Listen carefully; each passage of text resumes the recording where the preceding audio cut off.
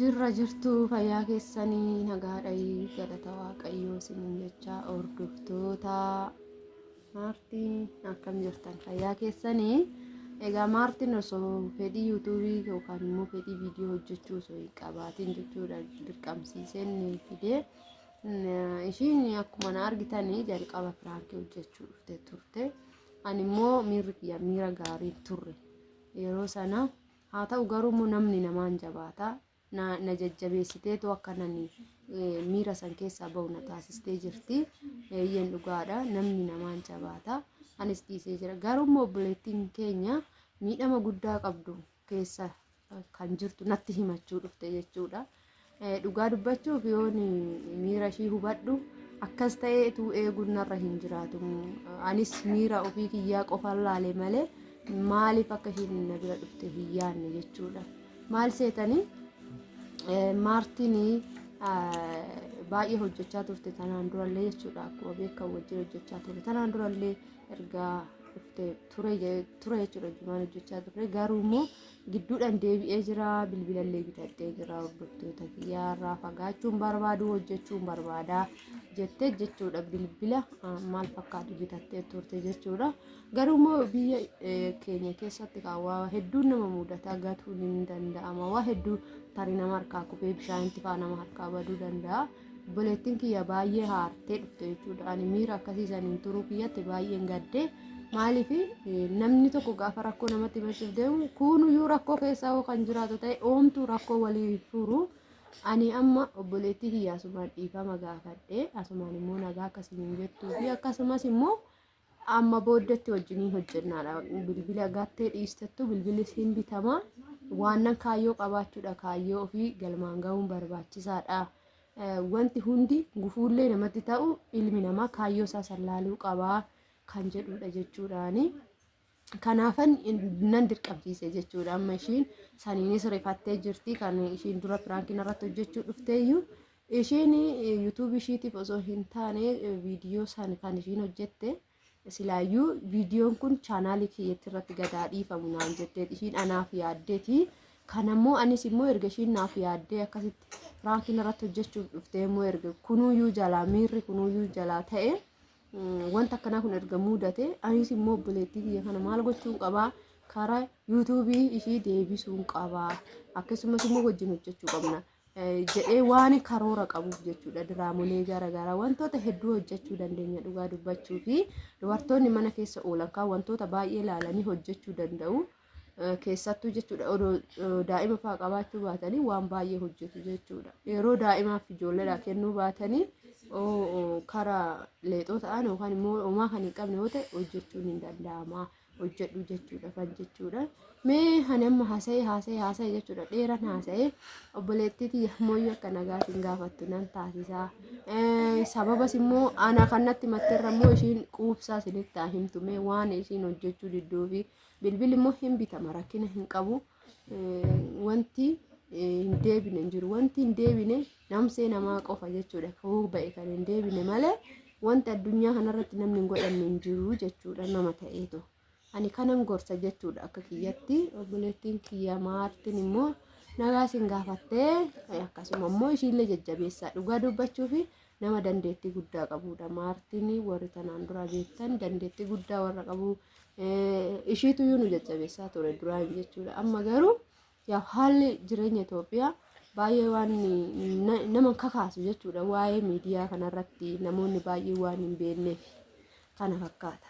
Atis immoo fagaatiin nagaa gaafadhu hordoftoota keetti deebi'i in hojjenna wajjin bilbila hin binnaa siin jedha.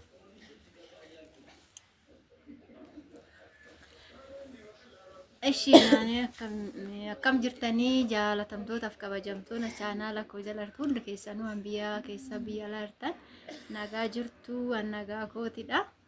Innaa akkuma hinaan jette yaa waan baay'ee sheersinii gootee jirti. Ani immoo baay'ee sirriitti jibbeen jira jechuudha chaanaala koo jechuudha. Maaliif sababa isaatiif jechaan birrii koo baasee silkii akkamii bitadhe jechuudha. Innaa silkii sanis immoo osumatti hojjedhee urufa keessa waliin deemnu ijoollee waliin gara miichaa yookaan immoo kafana deemnee turre laga fagoodha ture. achi deemnee bilbila achitti namnis baay'ee waan jiruuf achumatti kafana keessa godheen ture kidaa kafana san keessaa hin fudhatan jechuudha. Innaa eeggasanii bakka balaa chaanaala kootiifan birrii koo baasee waan hambiteef eeggasanii bakka sababa isaatiif hin deebi'u sababa isaatiif silkii kana gatee hin jira jedhee birrii koos balleesse jedhee tan dide. Innaa hinaan immoo harrabichaa miti baay'ee na kadhattee mana koolleen dhuftii bakka sirumaa waan chaanaaliin yuutuubii kana natti naasayin jedha bakka sirriitti hin jibbe jechuudha. Amma sababa ani immoo har'a kaleessa ganama siyoosii naalaa tarsaasee waan akkasii jettee turte nu waliin jammarra jennee turre sababa isaanii walitti dhufne. Amma ishiin immoo naalaa gubee jira naalaa tarsaasee jira naan jette.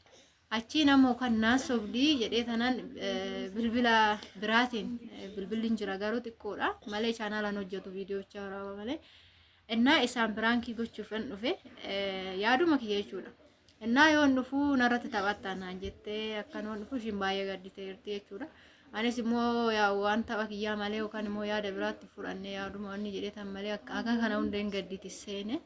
Innaa deebistee immoo anis gadda ishii ilaalee chaanaala kootitti akkan deebi'u na taasisteerti. Anuuyyuu kunoo kan ishiin kana hunda ishiin isaan godhaniyyuu abbaan manaa ishii wanni jalaa gube kanaayyuu kunoo obsa godhatteerti. Anis maaliif obsa godhadhee chaanaala kana ishii wajjin hojjenne kan jedhu duubatti deebi'ee isin wajjin wanni jechaadha.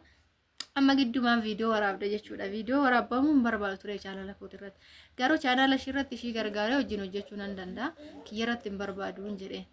Innaa maachi bakka nan hojjedha jedhee bakka ishiidhaafis waadaa seeneen jira. Maali bilbilli immoo boruu hin bitama waan ta'eef yaa'u namsee namaatitu hin deebine malee bilbilli hin deebi'a. Wanni badee hin deebi'a.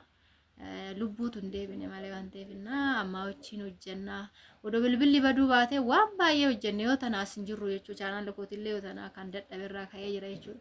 Innaa baay'ee torbee lama olan ture bilbilli badee jechuudha. Innaa gannaarraan duuba jechuudha kan bade bilbilli kooyi. Innaa kana dhiifama bakka hin hojjennaa liivirratti hin deebidhaa. Nagaan deebitee gara chaanaala keetii nan dhufa. Warroonni ishiin deebuu ishiitti gammaddanii laayikii, sabskiraayibii, sheerii godhaatoo nutti mul'isa. Isin jenna immoo diraama ajaa'ibaa wantoota fakkeenyaaf ollaan wal godhu wantoota waan adda addaa waan gaariis waan badaas isiniif inna kan keessaa fudhatu abbaadha jechuudha. Kanaafuu sirriitti hojjechuu qabna.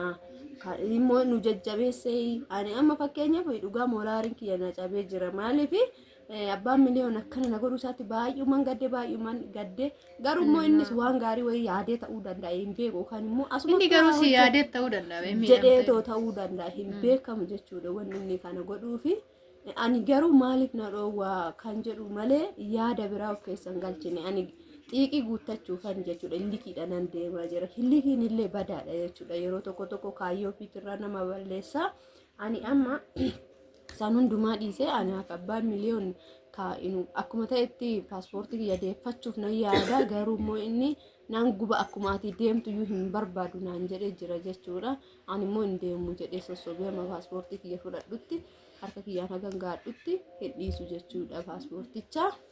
Akkasin isiniin jedha yoo isin nu jajjabeessitanii waan gaarii isiniifillee aniif maartiin jechuudha yeroo nuti tolutti hojiiwwan gaggaarii isin biraan geenya hojiiwwan nama bohaarsaa isin biraan geenya isin immoo sabskiraayibii sheerii laayikii bicha gatii kan isin kaffalchiisne jechuudha nuuf garuu faayidaa qabdu isin faayidaa hin qabdu kan isin itti fayyadamtan intarneeta madaamiti rakkoon qabu yeroo boqonnaa keessanii nu daawwachuus baatta yoo isinirra dhufe laayikii yoo nu gootan kanuma dhumate dubbiin hin jiru jechuudha kun waan guddaa miti isiniin jechuu barbaadetan warroonni seera nu daawwattanii immoo koomentii nu jajjabeessu nuuf kennitanii nuti waan guddaa hojjechuu barbaanna dhugaa dubbachuuf yuutuubii kana akkanatti hojjechuu hin barbaanne ani ammas immoo obboleettiin tiyya baay'ee cimtuu dandeettii cimaa qabdi waan ta'eef isii wajjin walii galee wanta hedduu isin fiduu dandeenya har'a booda wajjin malee hin dhufnu isinis nu jajjabeessaa isiniin jenna kana bichaadha wanti nama barbaachisu jabina namaati jechuudha jabina namaati